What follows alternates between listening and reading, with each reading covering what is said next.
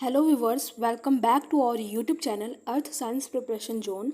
In this video, we will discuss here CSIR Earth and Planetary Sciences June 2023 Previous Year Question Paper Part 2.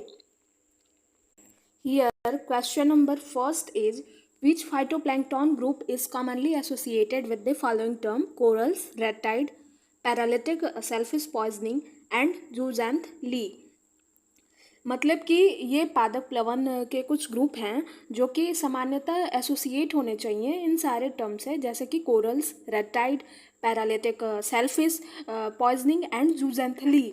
तो first option में क्या है, coccolithophore. Coccolithophore जो है ये not strong associated in all term, ये सारे term को फुलफिल नहीं करता है। और ये क्या है कि ये फूड मैरीन फूड चेन में एक इम्पॉर्टेंट रोल प्ले करता है, बाकी और कुछ नहीं करेगा। और ये जो सारे चारों टर्म दे रखे हैं कोरल्स, रेड टाइड और paralytic shellfish poisoning and zooxanthellae, इन सारे टर्म को ये फुलफिल नहीं करेगा, तो ये इनकरेक्ट ऑप्शन है। अब सेकेंड ऑप्शन देखेंगे ब्लू ग्रीन एल्गी। एक्चुअली ये फाइटोप्लैंक्टन नहीं होते हैं, ये साइनोबैक्टीरिया होती है। और ये ट्रू फाइटोप्लैंक्टन हमने इसलिए लिखा है कि ये सन के प्रेजेंट में अपना फूड सेल्फ बनाता है फोटोसिंथेसिस के द्वारा, लेकिन ये फाइटोप्लैंक्टन के ग्रुप में नहीं आता है। और ये don't have a symbiotic relationship with coral or cousins red tide. So again is incorrect option. Option third is silicoflagellates. Not a major associated, silicoflagellate has a part of a marine plankton. ये marine plankton के बस एक parts है, but they are not known for symbiosis with corals or red tide. So again is incorrect option. Option 4 is dinoflagellates. Strongly associated with all terms. Symbiosis relationship with coral, zooxanthellae can causes red tides. And another option is dioflagellates. It's strong associated with all terms. कैसे all terms को ये strongly associate कर रहा है? Firstly ये zooxanthellae होता है। Mainly ये होता क्या है कि कोरल्स से और इससे ये रिलेशन होता है कि कोरल्स को ये ऐसा बोलता है कि मैं आपको खाना प्रोवाइड करूँगा और आप मेरे को शेल्टर प्रोवाइड करना, तो इन दोनों में ये रिलेशन होता है। तो ये जूजेंथली कैन कॉजेज रेड टाइड, कभी कभी ये रेड टाइड की तरह भी दिखता है। Some produce toxic linked to shellfish poisoning. So ये ऑल टर्म को फुलफिल्ड कर रहा है इन चारों ऑप्शन में। So correct option is dinoflagellates are the only group with connection to all the terms because of the specific term called zooxanthellae and the toxic producing of various. So correct option is option number 4, dinoflagellates. Now move to another question. Diurnal tide in each tide day refers to. First option is two high and two low. Mainly होता क्या है कि two high and two low जो होता है ये semi diurnal tidal cycle से belong करता है। सेमी ड्यूरेनल टाइडल साइकिल में क्या होता है कि दो हाई आता है और दो लो टाइड्स आता है। So this one is incorrect option. Next is one high and one low of almost similar magnitude. तो हाँ, ड्यूरेनल टाइड जो होता है इसमें एक हाई आता है और एक लो आता है ऑलमोस्ट सिमिलर मैग्नीट्यूड का। तो second is correct option. Third, a large high and a small low. ये मिक्स्ड टाइप का टाइडल साइकिल होता है। और small high and small low ये भी जो होता है ये मिक्स्ड टाइप का टाइडल साइकिल होता है। डिस्क्रिप्शन आप देखें कि फर्स्ट का जो है ये two high and two low, this is a semi diurnal tidal cycle. It's the most common pattern with high and low tide happen रफली twice a day. Second option जो है in a diurnal tidal cycle there is one high and one low tide each lunar day मतलब कि 24 hours and 15 minute against आएगा, मतलब कि 24 घंटा 50 minute के बाद ये फिर से रिपीट होता रहेगा। तो इसको क्या बोलते हैं कि ड्यूरेनल टाइड होता है, और ये हमारा करेक्ट ऑप्शन भी था। और थर्ड जो है ये large high and small low, और चौथा भी जो है small high and large low. These are a variation of mixed tides, ये मिक्स्ड टाइप्स होते हैं। और this tides happen in places where the influence of the sun and moon combine in a way that create tides of unique height। तो आप I hope कि ये question आप ठीक से समझे होंगे।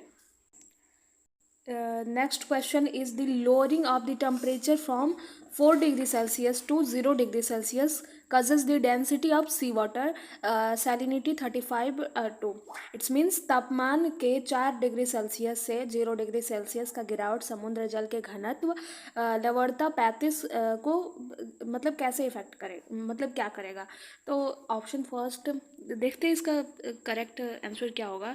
The density of the sea water salinity 35 will increase as the temperature goes down from 4 degree Celsius to 0 degree Celsius। So correct option is first, increasing non-lineation। पहला ऑप्शन सही होगा। ये एडिशनल कुछ मैंने जोड़ रखे हैं additional information. Water actually reaches its maximum density at around 4 degree Celsius. This is a unique properties of water that has a big impact of life on earth.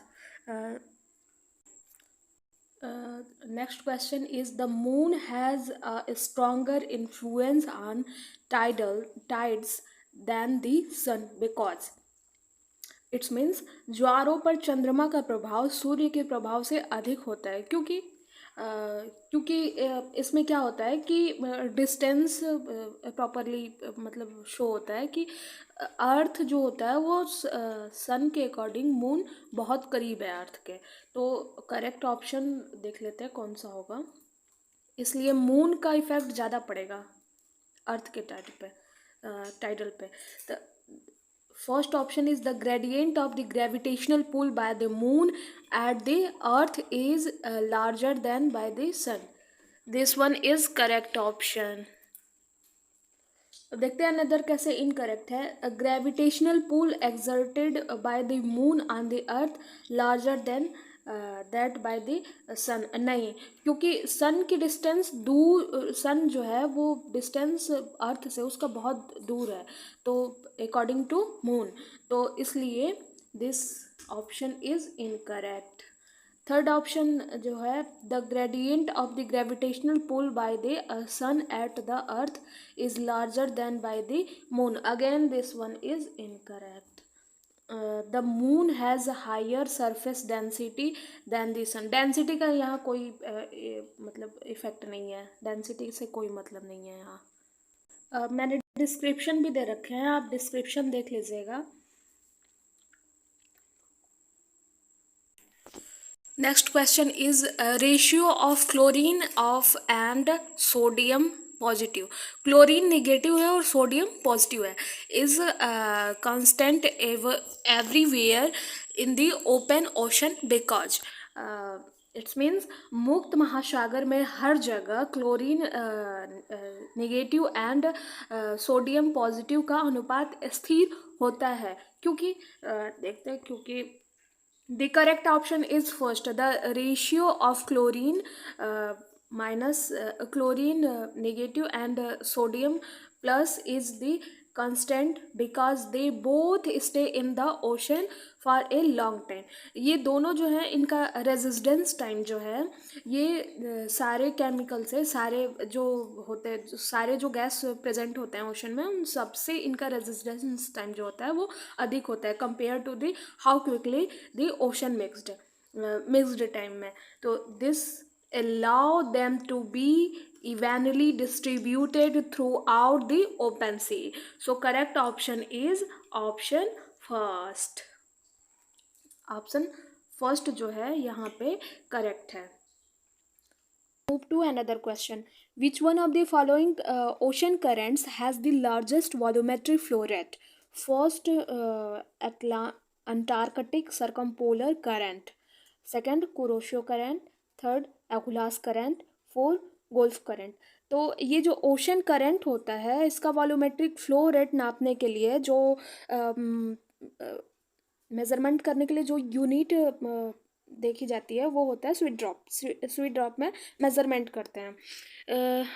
Antarctic circumpolar current जो होता है ये इसका होता है 100, approximately value मैं बता रही हूँ, 100 to 200 स्वीट ड्रॉप माना जाता है. अप्रॉक्सीमेटली 150 मिलियन क्यूब मीटर पर सेकेंड होता है.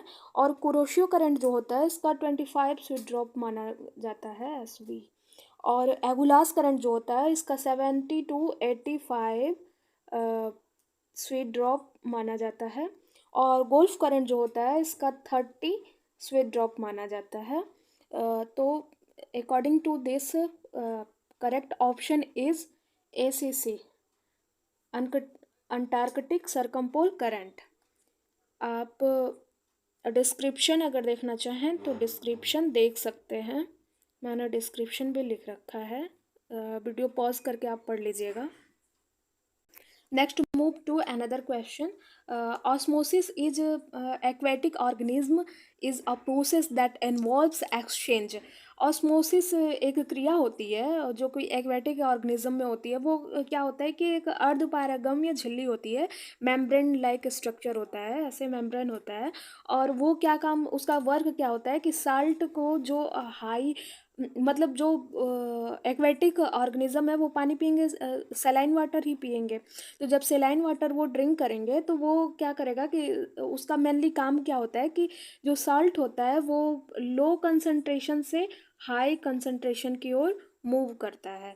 तो देखते हैं कौन सा ऑप्शन सही है.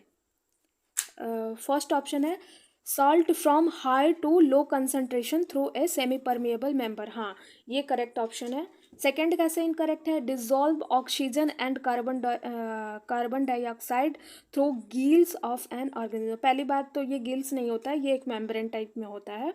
और ये कार्बन डाइऑक्साइड और डिजॉल्व ऑक्सीजन की यहाँ बात ही नहीं है. साल्ट को ही बस वो मतलब वो जो मेम्ब्रेन होता है वो साल्ट की कंसिस्टेंसी को ही इधर उधर करता है, मेम्ब्रेन के थ्रू लो से हाई की तरफ जाने देता है. तो ये इनकरेक्ट ऑप्शन है. Third, water from low to high salt concentration through a semi permeable member. नहीं, वाटर को नहीं, बस सॉल्ट को ही वो अलाउ करता है, वाटर को नहीं करता. तो again this one is wrong. Four, nutrients from high to low concentration regime. नहीं, न्यूट्रिशन नहीं, बस सॉल्ट. तो करेक्ट ऑप्शन है हमारा first, salt from high to low concentration through a semi permeable membrane. आप डिस्क्रिप्शन देखना चाहें तो वीडियो पॉज करके आप देख सकते हैं.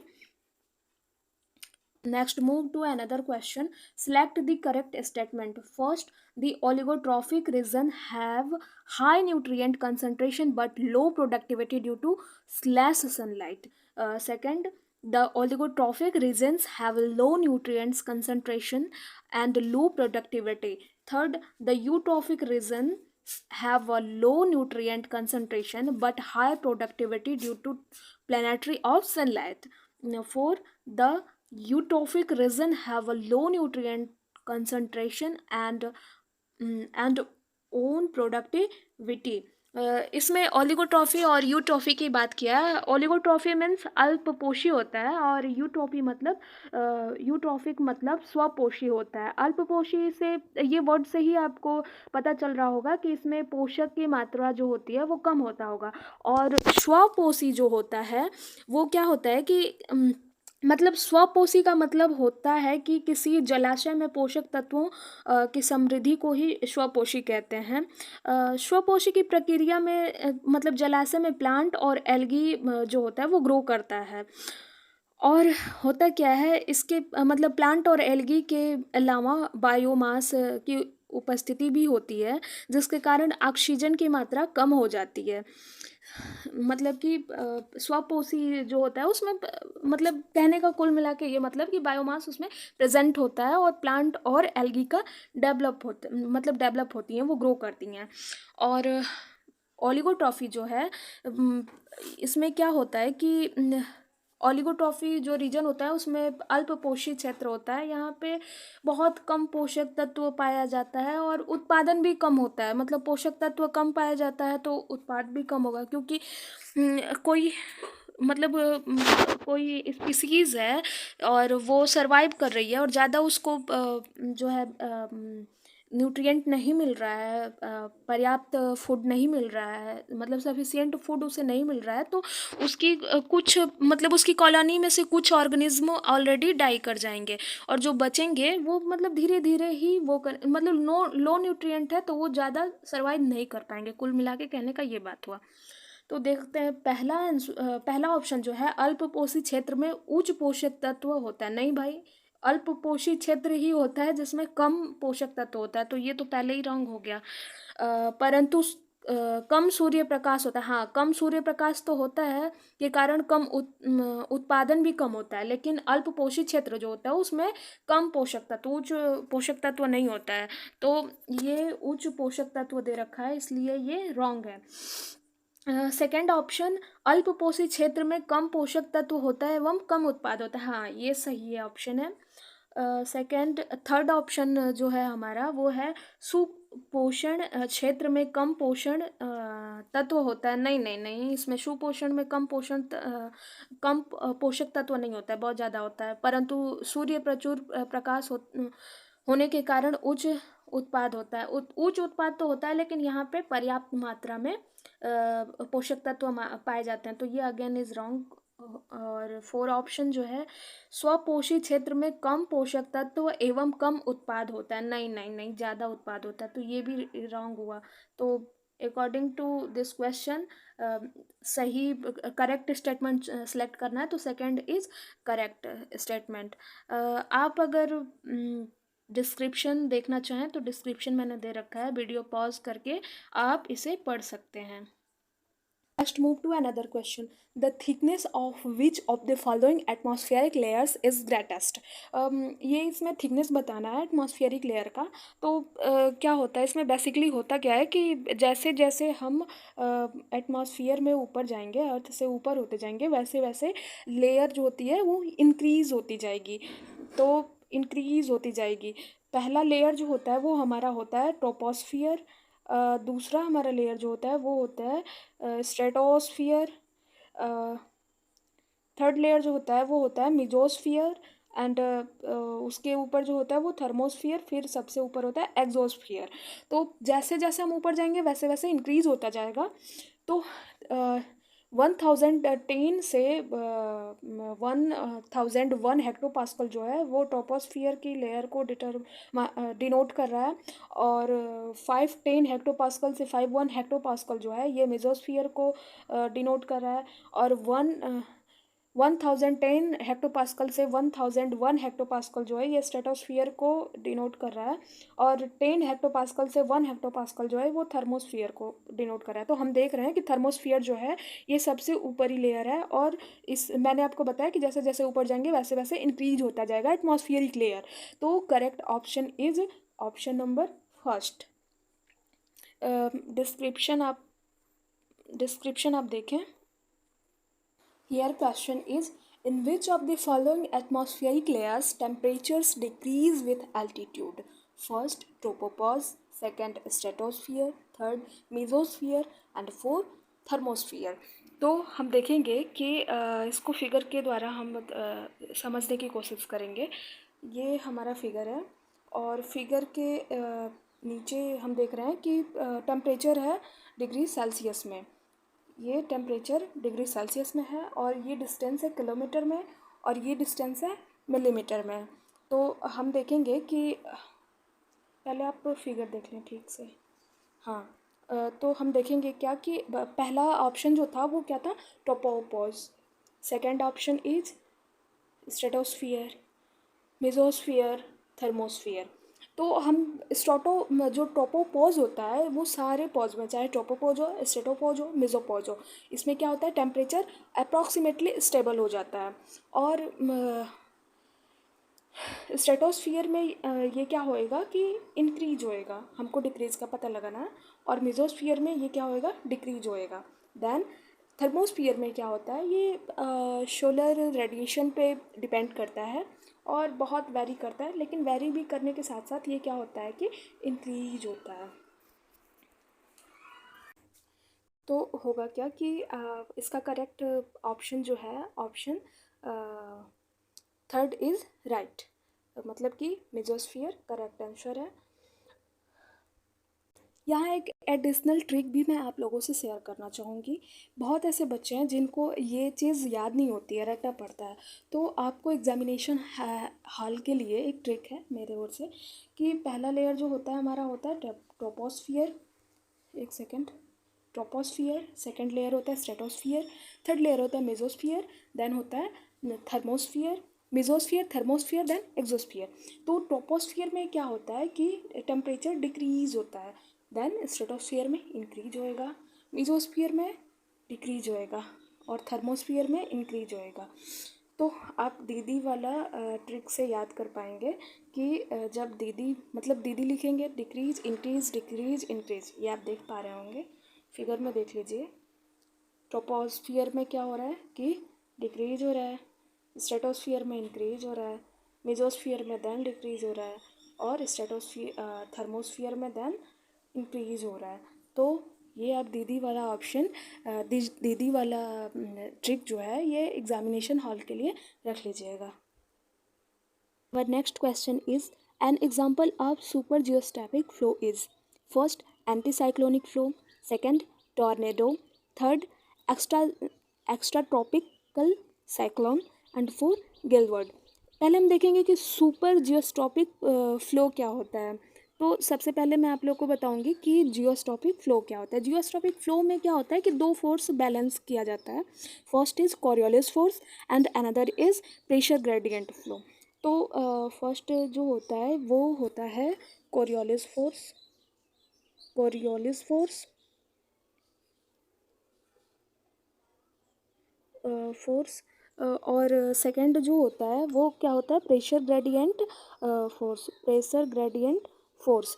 इन दोनों को बैलेंस करने का काम करता है, उसको क्या बोलते हैं सुपर जियोस्ट्रॉपिक फ्लो, नहीं जियोस्ट्रॉपिक फ्लो, सुपर की भी बात नहीं हो रही है।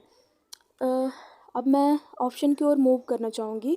ये जो गिल विंड है, गिल विंड जो होता है ये बेसिकली क्या होता है कि ये सरफेस विंड है, सरफेस विंड है। ये होता है कि जो ट्रॉपिकल रीजन में ओशन है उसमें जो बेसिकली इसका जो नॉट होता है वो होता है 37 टू नहीं 34 टू 47 नॉट्स के अप्रॉक्सीमेटली में होता है। तो इसके बीच में जो ओशन में एयर फ्लो करेगा उसको हम गेल विंड बोलते हैं।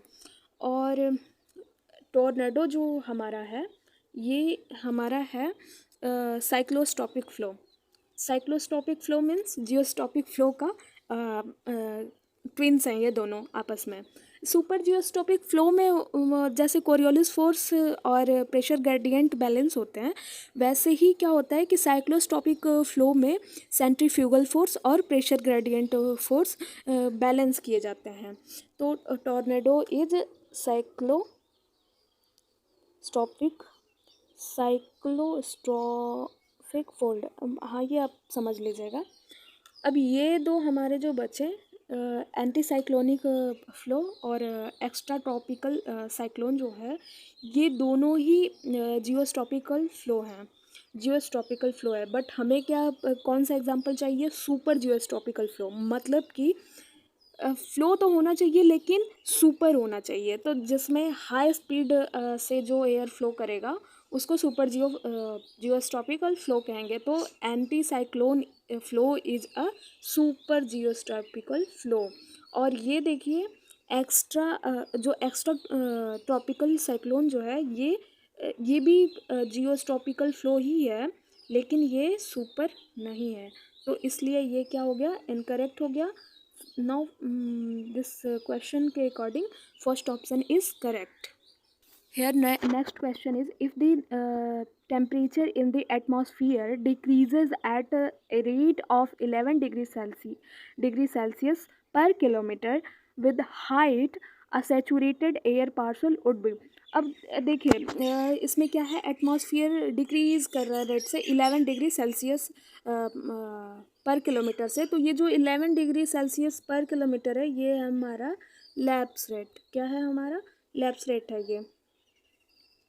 और यहाँ सैचुरेटेड एयर पार्सल की बात हो रही है. तो सैचुरेटेड एयर पार्सल किसे कहते हैं, मॉइस्चर एडियाबेटिक लैप्स रेट को, मॉइस्चर एडियाबेटिक लैप्स रेट को. ठीक है, तो आइए देखते हैं ऑप्शन की ओर. First option is stable. Stable कब होगा कि जब ड्राई एडियाबेटिक लैप्स रेट होता है. ड्राई एडियाबेटिक लैप्स रेट जब होता है तो स्टेबल हो जाता है सैचुरेटेड अनसैचुरेटेड पार्सल. ठीक है, अनसैचुरेटेड पार्सल में स्टेबल होगा. यहाँ सैचुरेटेड पार्सल को पूछा गया है तो this one is incorrect. Conditionally stable कब होगा कि जब सैचुरेटेड पार्सल और अनसैचुरेटेड पार्सल दोनों ही हो. मीन्स कि ड्राई एडियाबेटिक लैप्स रेट और मॉइस्ट एडियाबेटिक लैप्स रेट दोनों ही पाया जाए तो कंडीशनली स्टेबल हो जाएगा. ठीक है, तो again this one is incorrect. Neutral कब होगा कि दोनों में जब बैलेंस हो जाए तो न्यूट्रल हो जाएगा. दोनों कौन सा, दोनों मतलब कि ड्राई एडियाबेटिक लैप्स रेट और वेट एडियाबेटिक लैप्स रेट जब बैलेंस हो जाए तो न्यूट्रल हो जाएगा. और अनस्टेबल कब होगा कि जब सैचुरेटेड एयर पार्सल होगा और मॉइस्चर एडियाबेटिक लैप्स रेट होगा. तो करेक्ट ऑप्शन इज 4. डिस्क्रिप्शन आप देख लीजिएगा.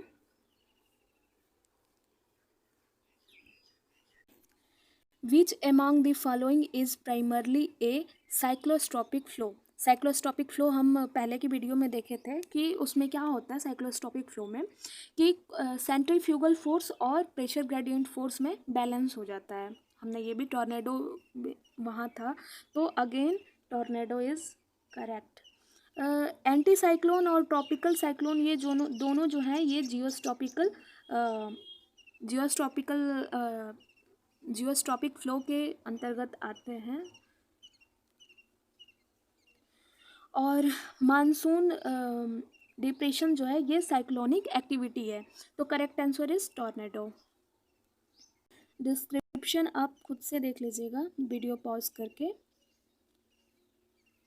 Next move to another question is the angle between the orbital plane of the earth around the sun and the plane of the earth's equator is known as. इसमें होता क्या है कि ये हमारा अर्थ है.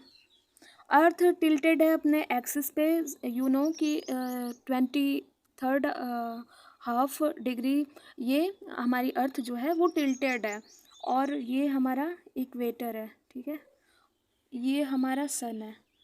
सन के कोर से अर्थ की कोर पर एक लाइन खींचें और ये जो इक्वेटर पे एंगल बनेगा इसी को हम क्या कहते हैं, मतलब यही हमें पूछा गया है कि उसे हम क्या कहते हैं. तो उसे हम कहते हैं solar declaration angle.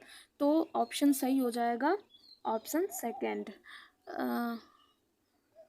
The angle between the orbital plane of the earth around the sun and the plane of the earth's equator is known as solar declination angle. ठीक है. The longest lived volatile organic compound in the atmosphere is first isoferine, second methane, third ethane, fourth benzene. जो isoprene है ये एक second. जो isoprene है ये मतलब क्या होता है कि दो से चार घंटा. ठीक है, और मेथेन जो है ये रहता है 12 ईयर. अप्रॉक्सीमेटली सारी वैल्यू है 12 ईयर. एथेन जो है ये रहता है 1 से 2 मंथ समर में. और approximately 6 to 7 month in winter. अब समर में इतना कम क्यों रह रहा है, क्योंकि जो हीटिंग मतलब जो टेम्परेचर रहता है वो ज़्यादा रहता है ना, तो ये क्या होता है कि टेम्परेचर के अकॉर्डिंग इसकी वो रहती है, लिव्ड रहती है ना, कि ये कितने समय तक रह पाएगा। तो हो गया। और बेंजीन जो है ये रहता है 10 days, approximately 10 days only live. तो लॉन्गेस्ट लिव्ड वीओसिस हमें देखना है इन एटमॉस्फेयर में, तो क्या है, वो है मेथेन। मेथेन अप्रॉक्सीमेटली 12 ईयर होता है। सो correct option is second. Description आप देख सकते हैं, ऐसा कुछ है नहीं इस डिस्क्रिप्शन में। Next question is the most abundant gas in the stratosphere is. First nitrogen, second oxygen, third ozone and fourth CFC। तो इसमें कुछ लोग ऐसे होंगे जो ये सोचते होंगे कि स्ट्रेटोस्फियर में तो ओजोन पाया जाता है, तो ओजोन क्या होगा कि most abundant. No no no, ये मोस्ट अबंडेंट गैस नहीं है ये। हाँ, ओजोन पाया जाता है स्ट्रेटोस्फियर लेयर में, लेकिन बहुत ही ट्रेस अमाउंट में ये पाया जाता है, तो ये ट्रेस अमाउंट में है। CFC भी मिलता है बहुत ही ट्रेस अमाउंट में। तो करेक्ट ऑप्शन क्या है? करेक्ट ऑप्शन है नाइट्रोजन। ये आपके पूरे एटमॉस्फियर में मोस्ट अबंडेंट गैस है as well as stratosphere layer. तो आई होप कि आप लोग को ये सेशन बहुत अच्छा लगा होगा। डिस्क्रिप्शन आप खुद से चेक कर लीजिएगा। We move our next question is, the sun is directly overhead at Chennai 13 degrees north. First once a year, second twice a year, third fourth times a year and fourth every days.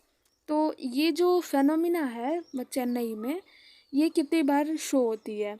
तो पहली बात तो इस चेन्नई वाले जो इस phenomena को experience करते हैं, इसको नून सन कहते हैं। इट्स मीन्स कि 12 PM सन जो होता है वो ओवर हेड होता है। तो ओवर हेड होता है तो क्या होता है, सॉरी क्या होता है, देखते हैं कि कैसे होता है ना। मैं फिगर के थ्रू इसको एक्सप्लेन करना चाहूँगी। ये हमारा अर्थ है, यू नो कि अर्थ जो है वो अपने एक्सिस पे 23.5 सन टिल्टेड है। तो ये टिल्टेड है, ये इक्वेटर रहा, ये टॉपिक ऑफ कैंकर रहा। इंडिया का मैप है कुछ ऐसा, सपोज दैट समझ लीजिएगा। यहाँ मैं बना नहीं पा रही हूँ, और यहाँ पे कहीं हमारा चेन्नई है, ठीक है। तो चेन्नई में होता क्या है कि सन इक्वेटर से एक बार टॉपिक ऑफ कैंकर के साइड जब जाता है, मतलब नॉर्दर्न हेमिस्फीयर में 2 फेनोमिना होती है। आप लोग को पता होगा कि एक स्प्रिंग इक्विनॉक्स होता है और एक ऑटोनॉमल इक्विनॉक्स होता है। स्प्रिंग इक्विनॉक्स जो होता है ये 20 मार्च को होता है। इस बार हुआ भी था, अराउंड 8 AM हुआ था। इसमें होता क्या है कि our sun moves northward across the celestial equator, okay. और जो ऑटोनॉमल इक्विनॉक्स होता है ये 22 और 23 सितंबर को देखा जाता है। इसमें क्या होता है, our sun across the celestial equator going south, ठीक है, साउथ की ओर जाता है तो दिखता है। तो ये दोनों ही मतलब दोनों ही इक्विनॉक्स में ये दोनों इक्विनॉक्स में सन जैसे आता जाता है वो चाइना के ऊपर हेड होता है, इसीलिए ये फिनोमिना जो है वो ट्विंस अ टाइम ये सीम्ड करते हैं। तो सेकंड ऑप्शन इज़ राइट। आप डिस्क्रिप्शन अगर देखना चाहें तो वीडियो पॉज करके पढ़ लीजिएगा। Thank you so much for watching my video and please give a feedback on your comment box. If you new please like comment, please आप लोग कमेंट करें आपको कैसा लग रहा है, शेयर करना ना भूलें और सब्सक्राइब करें हमारे चैनल को। Thank you.